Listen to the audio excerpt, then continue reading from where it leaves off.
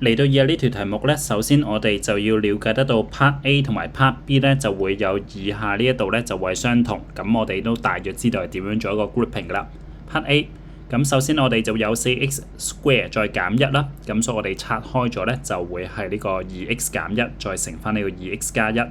咁之後去到 Part B 就先抄題目。咁我哋前邊兩個就一組啦，就直接抄翻我哋 Part A 呢一個。我哋會有呢個 2x 減1再乘翻呢個 2x 加1，咁後邊呢一度呢，就抽 common factor， 咁我哋今次呢，就將個正 y 就抽出嚟，跟住呢就加 y， 跟住呢就會有呢個係 2x 加1啦，咁然之後呢，就再將呢個 2x 加1就成個扯出嚟，跟住就有個中括號 2x 減1再加 y， 咁然之後擺翻靚佢啦，所以我哋就會有 2x 加1再乘翻呢個2x 加 y 減1嘅。